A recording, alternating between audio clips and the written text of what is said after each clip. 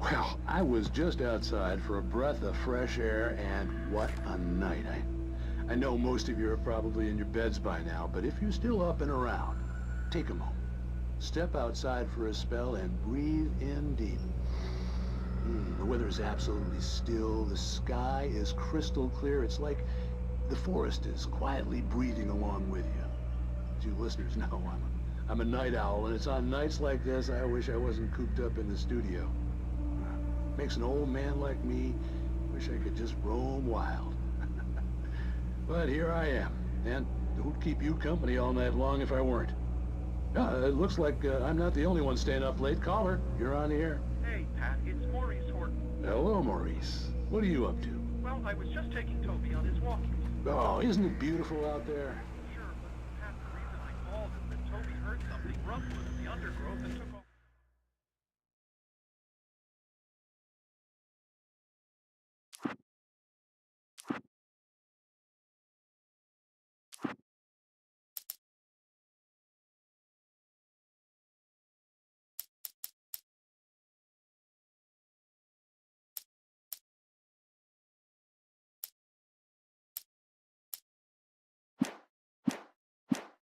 After it, and I couldn't find it. Probably a rabbit.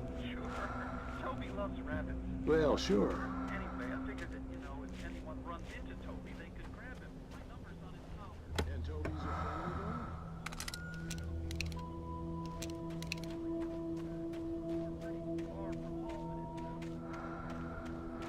in his dog, but just tough for his own good. Well, Maurice, it's out there now. Hope Toby comes home soon. Yeah, thanks, Pat. You have a good night now.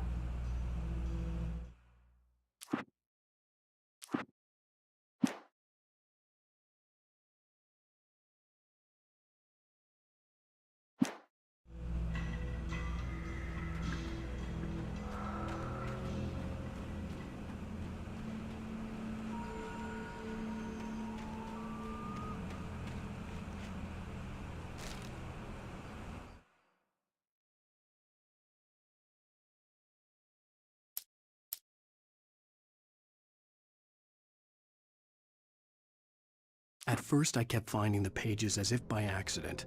The book I couldn't remember was either a terrible and true prophecy or an act of creation that had rewritten the world. I began to hunt the pages feverishly, for they held the answer to the mystery. With it, I could save myself. With it, I could save Alice.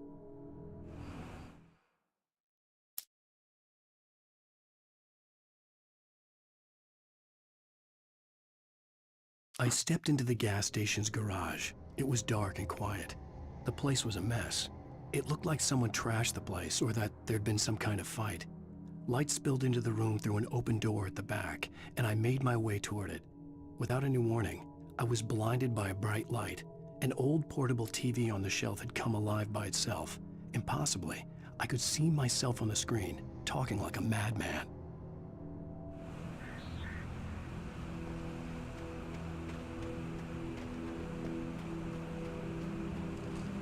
The gas station was closer now, its light welcoming in the darkness. Paul makes the best dogs in the state. Belly Burster is the best with no cut. Monster Dog is second best. The famous dog is...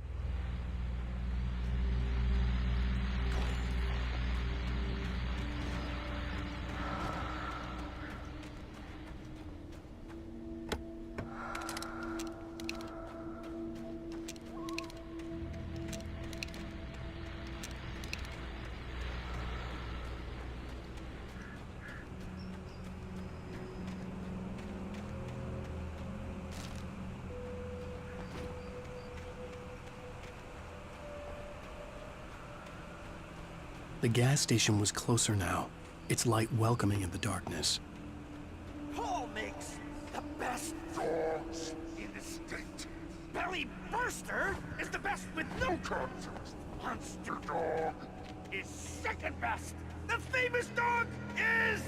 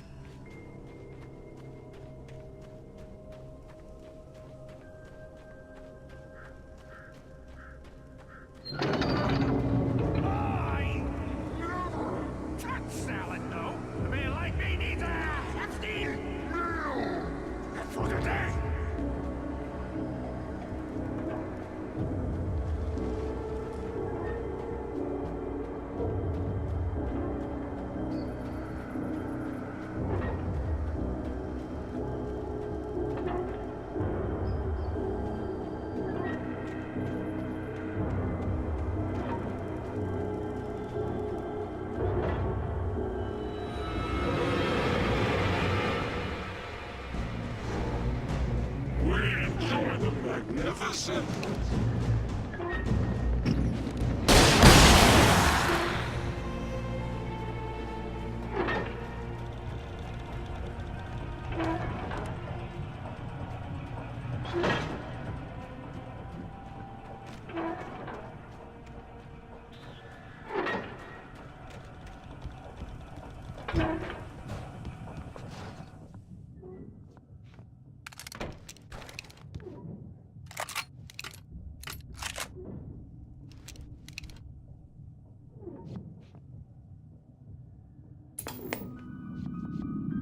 Science. It bestows immortality on those who advance it to elevate all of mankind. Newton, Einstein, Sagan, princes among men. But the price for such a legacy is steep indeed. In Night Springs. Tonight's episode, a quantum suicide. If our lives are already written, it would take a courageous man to change the script. Having called a press conference, Dr. Barclay Colvin is about to demonstrate that very courage. Ladies and gentlemen of the press, I am Dr. Barclay Colvin, and I'm glad so many of you could join me here at the Moorcock Institute. Tonight, I'm going to give a practical demonstration of the many worlds interpretation. As you can see, this is a loaded 9mm pistol. It shall be part of a thought experiment. And now, a real experiment, known as a quantum suicide. Did he say suicide? Is that a real gun? He's kidding, right? Please, stay calm. There is no risk. Observe what occurs when I place the weapon against my own forehead. Now, you might think this round is merely a dud.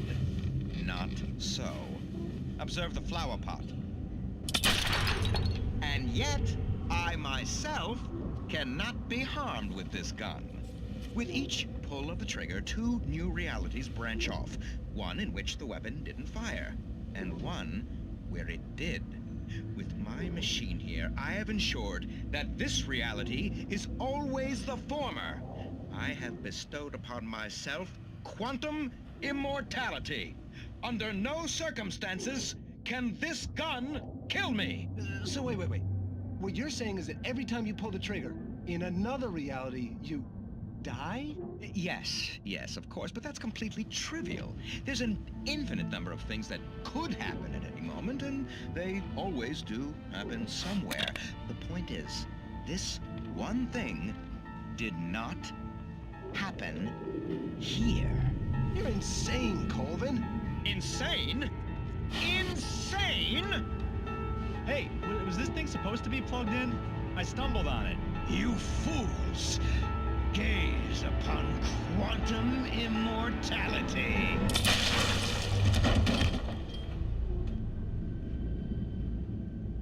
Poor Dr. Colvin, felled by his own hubris or the ignorance of the masses. Perhaps he should have left the crate unopened, the decaying atom unobserved. Curiosity often kills the cat. In Night Springs.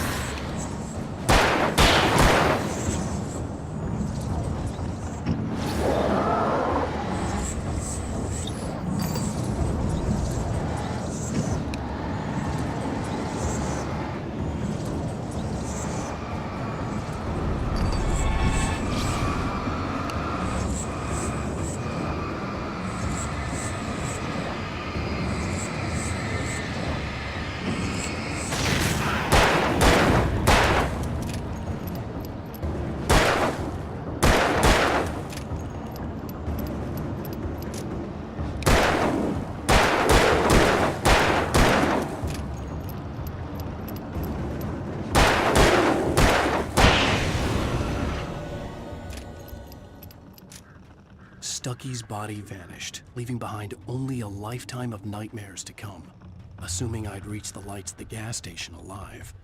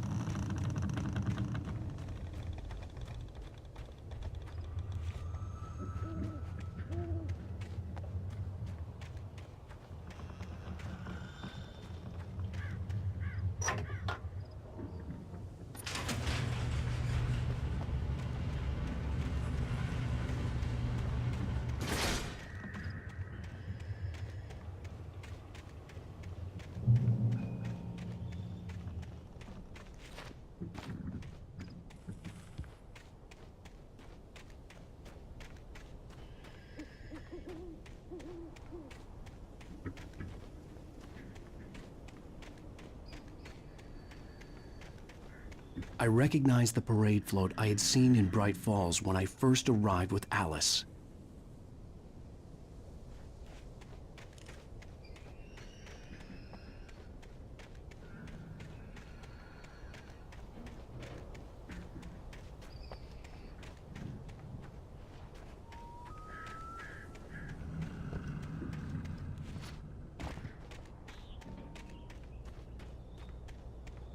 After the insanity I had just experienced in the darkness, the lights of the gas station felt comforting.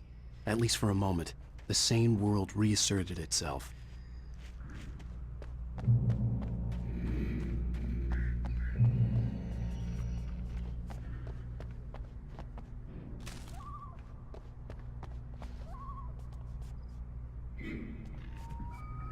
The Deer Fest had been 2 weeks away when we arrived.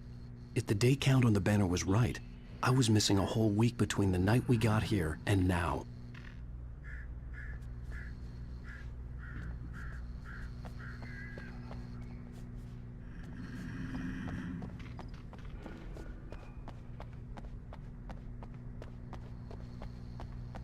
The garage was a mess. It looked like someone had trashed the place, or that there'd been some kind of fight. All right. I'll keep writing.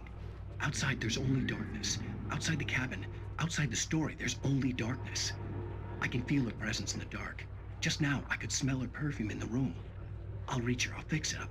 I'll bring her back. The story will come true. If I stop, she's lost.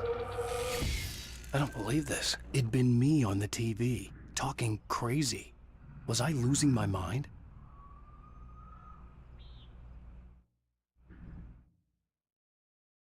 I stepped into the gas station's garage. It was dark and quiet. The place was a mess. It looked like someone trashed the place, or that there'd been some kind of fight.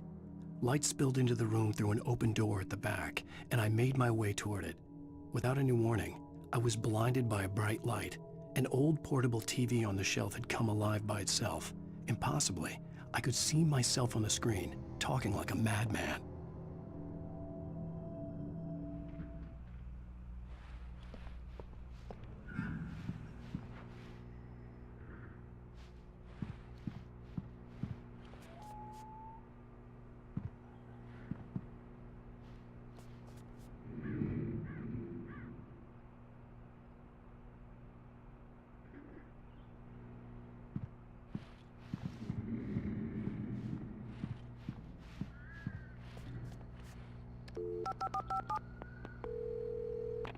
Great Falls Sheriff Station.